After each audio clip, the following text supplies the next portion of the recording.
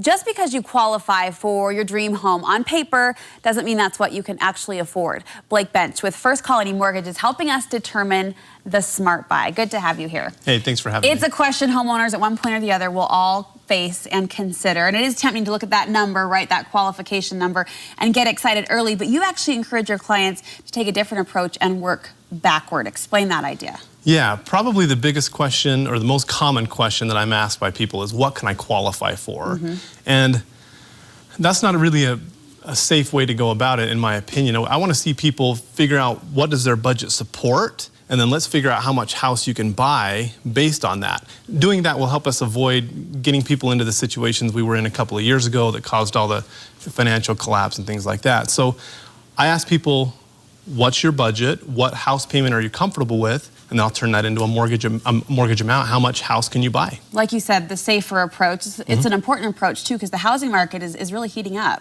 Yeah, absolutely. And we don't want to have people getting into something that doesn't allow them to have money to save, money to finish their backyard, things like that. You're looking at the budget at a whole, really.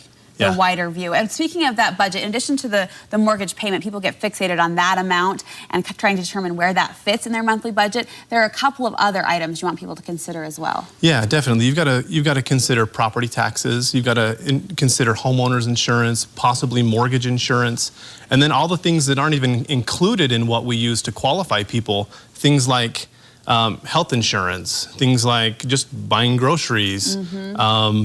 Automobile insurance. If you're a religious person, you may pay charitable contributions, tithing, or something like that. And that's not even considered into mortgage qualifications, and those are important parts of a family's budget that need to be considered. Yeah, so, some of those more obvious purchases, some hidden costs that you might help your clients kind of alert their attention to that will factor and make a difference in the end. Yeah, definitely. Well, as far as the house hunt process, what do you tell your clients before they begin that, as far as a financial mindset? What are some tips to think about before you kind of hit the road and start looking? So I would say, number one, make your budget.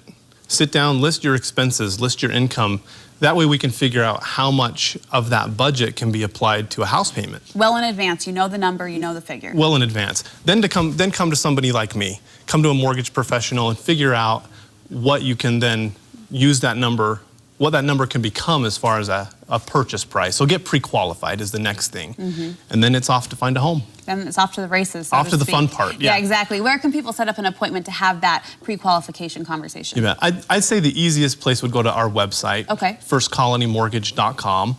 You can find any of the great loan officers that work at First Colony, our contact information there. That's the easiest thing to remember. Perfect. Exciting to see things heating up, but important to do it the smart and cautious way. Definitely. Awesome. Blake, thank you so much. Thank you. All right, coming